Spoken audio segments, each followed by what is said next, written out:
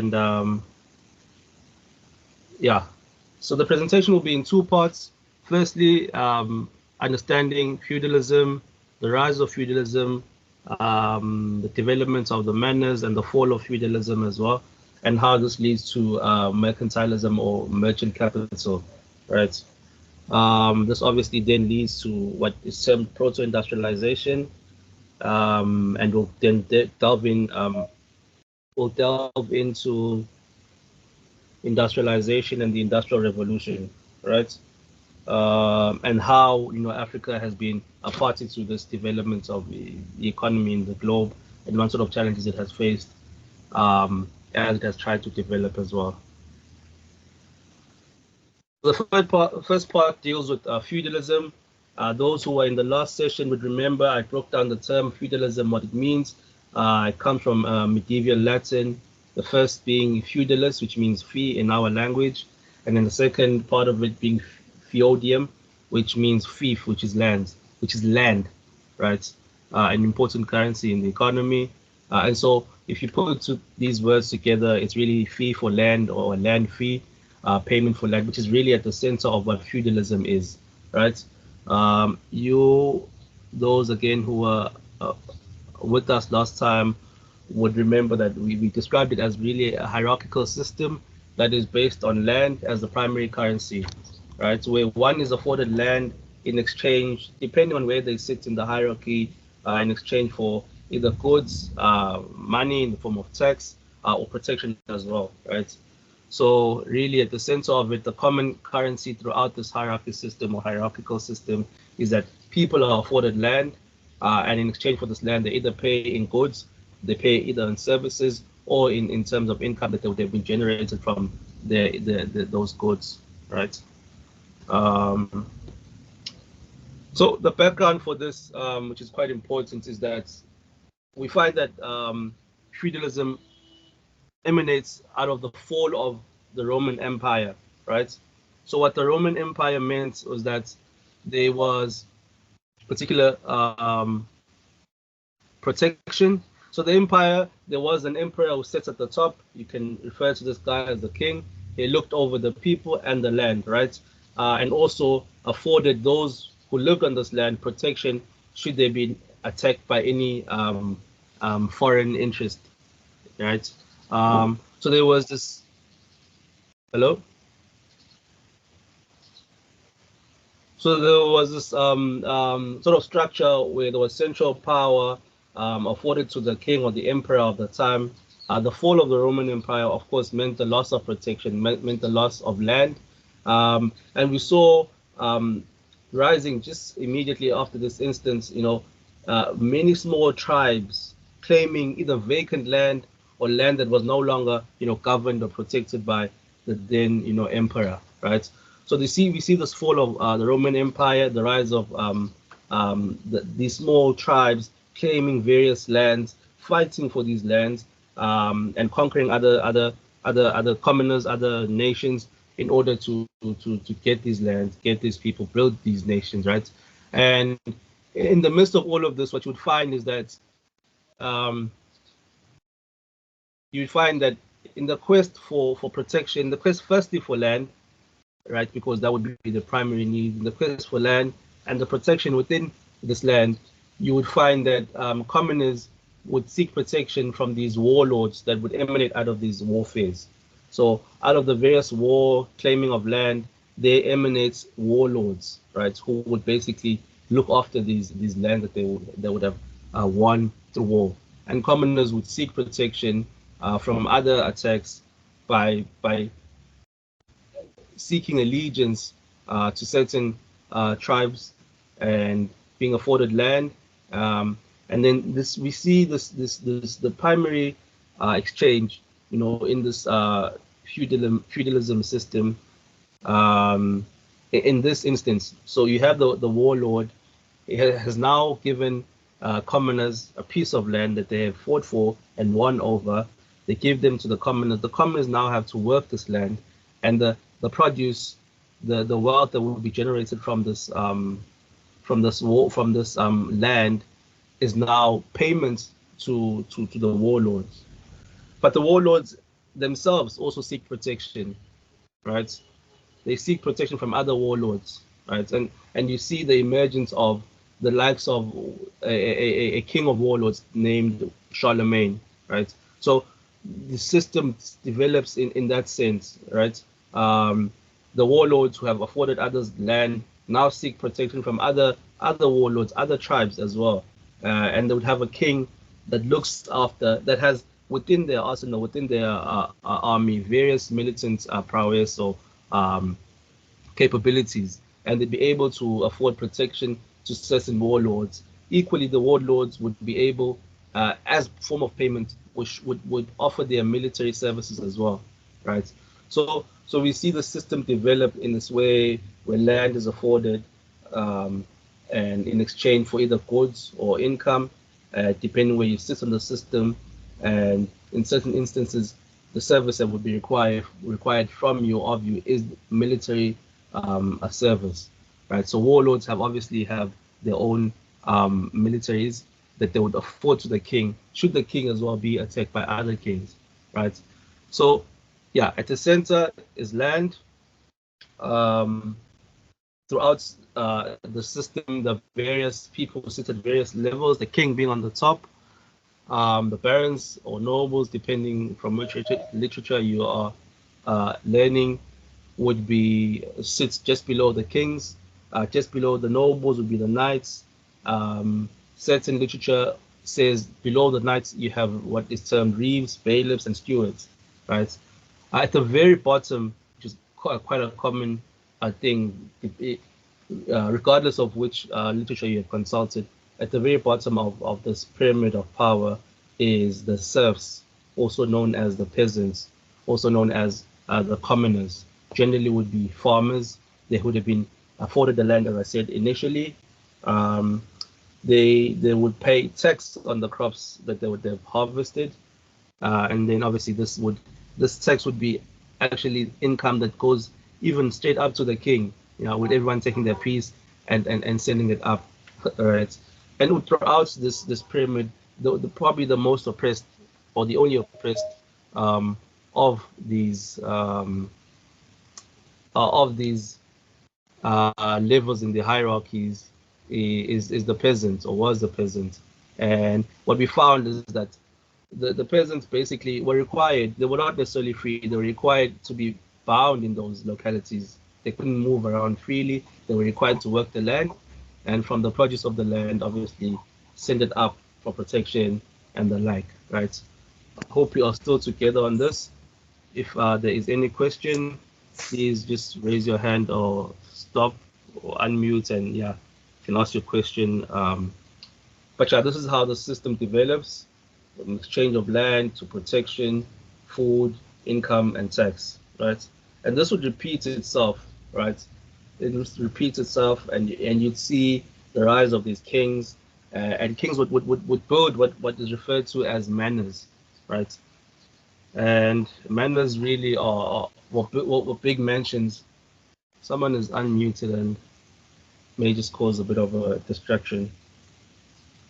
So you see this rise of manors, which basically were big mansions that were built by feudal lords, and obviously this, like castles, were areas or places of protection, or um, the authority really was found in these mansions, the manors, right? So around these manors, you found towns developing. Um, sort of like a CBD, right? It became like an economic unit of the feudal system. Around these manors were towns. Um, they developed judicial, administrative systems, and most importantly, we found the rise, with obviously time. We saw the rise of the church, right? And so what this meant is that the feudal system was no longer just an economic system. It was now backed by a spiritual element, and now justified in polemic terms. So if one went against the feudal lord, um, or the king, they were no longer just going against the king now. Their allegiance were no longer just to the king. It was now backed by, let's say, for argument's sake, biblical terms, right? So you're not just not going against um, a feudal lord, you're now actually going against God himself, right? So the system became entrenched, various economic, judicial elements supporting the sustenance of this, and it grew quite heavily, of course, as I'd said, at the detriment and oppression of the peasant who was at the most bottom, um, not allowed to move around freely as the other participants in the system. Now, there was what was referred to as a pandemic called Black Death, right? What this meant, like for example, the likes of COVID in our times, it meant a huge blow to feudalism, right? The death of people on mass numbers of in mass numbers meant the reduction of labor force. Um, and with the reduction of this labor force, it would mean those who survive would have more bargaining power to get more income, more pay, more salary, or more wage, because now each king wants to defend their own territory and their people, and then the strength of their feudal system. So it meant the reduction of labor force, an increase in bargaining power, but like with every fall, with everything that would fall, there's certain um, phenomena that would rise, economic realities that would rise, and from this um, recovery from this plague, right? So once everything had died down, I guess, um, and an opportunity rised, you know, to to recover from Black Death, we saw an increase in trade, right? You saw, as people would generally do, try and find alternative ways to sustain themselves, and obviously try to get back or even into better positions as they were before. Um, for example, the reality of what is termed as Black Death, right? So the increase in trade resulted in peasants now being, dissuaded from, farming, um, seeking other forms of ways to create an income, right? And this rise in trade, we see results in what is termed merchant capitalism or mercantilism, right? So I hope we're still together here on how, the feudal system emanates out of the fall of Rome. It develops through the exchange of land for goods, services, and taxes. Um, it becomes an entrenched system that is dealt a huge blow by what is referred to as Black Death. The rise of the economy presents itself in economic trade, it's in trade.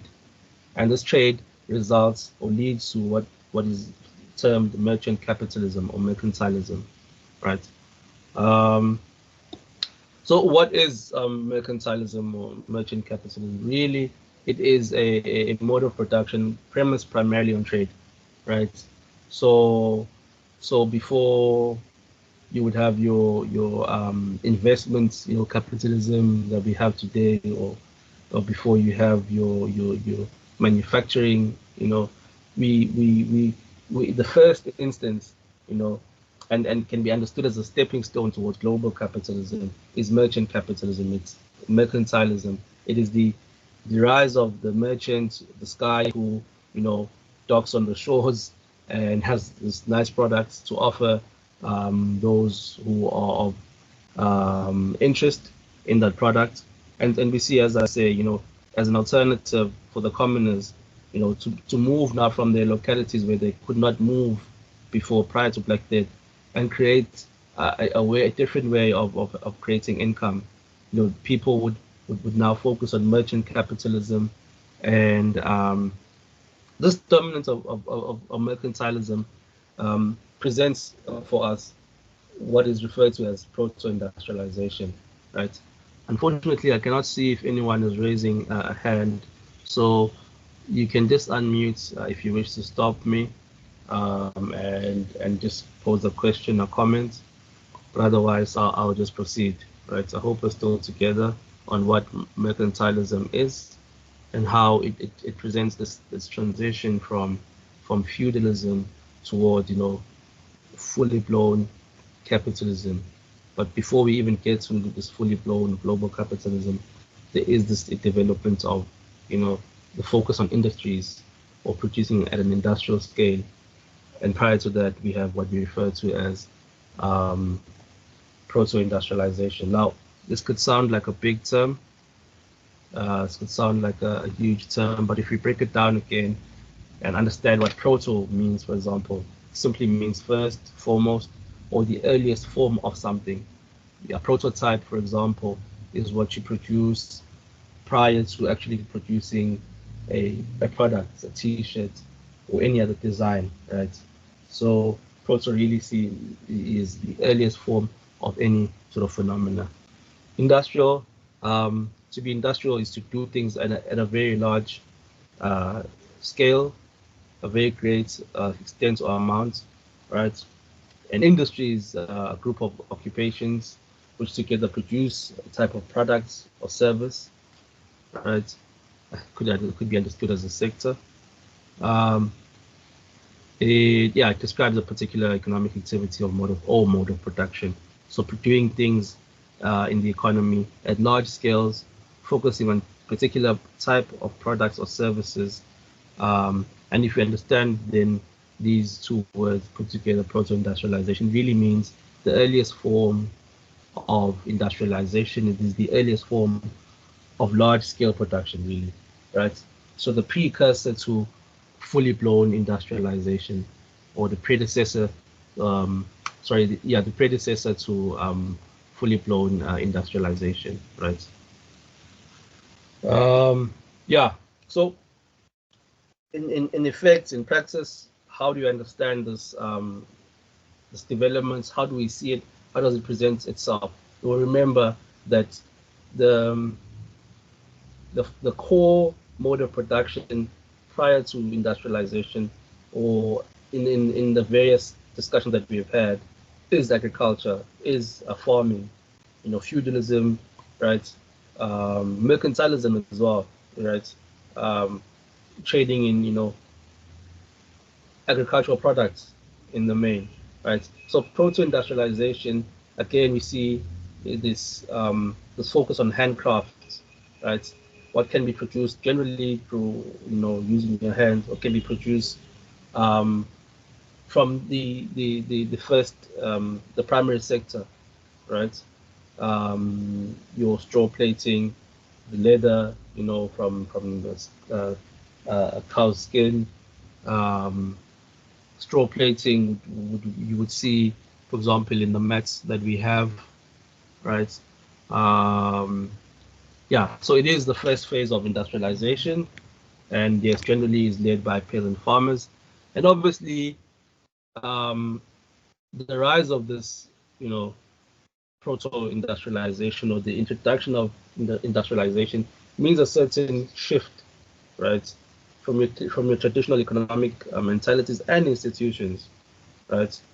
As I said, it led the way for fully blown industrialization, where we could refer to as factory industrialization.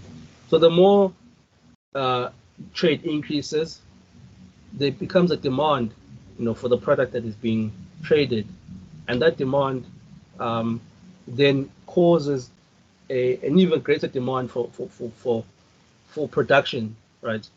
Which is industrialization in a sense, right?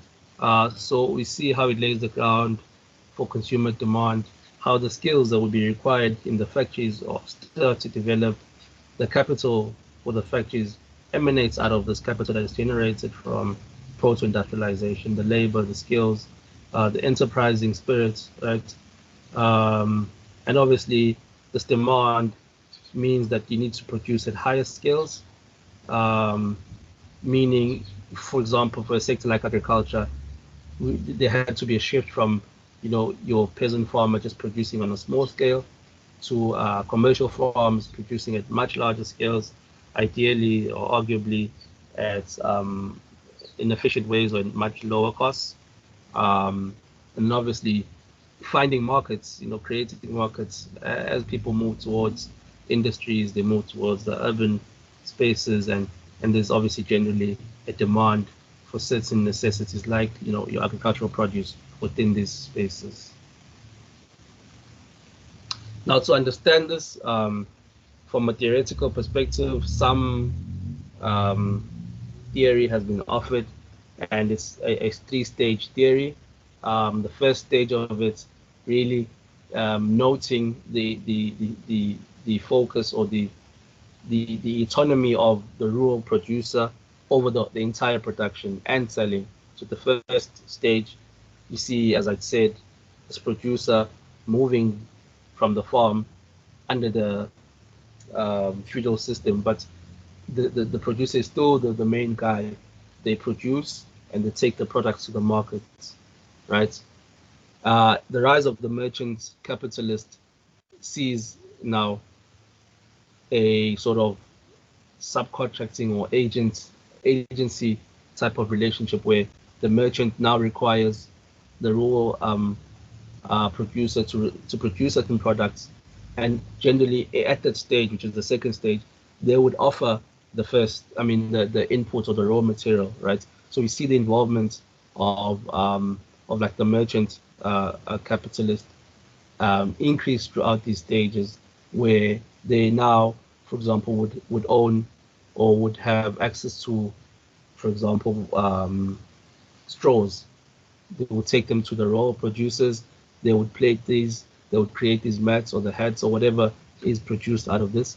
And then in the third stages, we see the entire control of the process from input to output, where production has moved from artisanal workshop like handcraft to actually mechanizing the production of certain goods, right?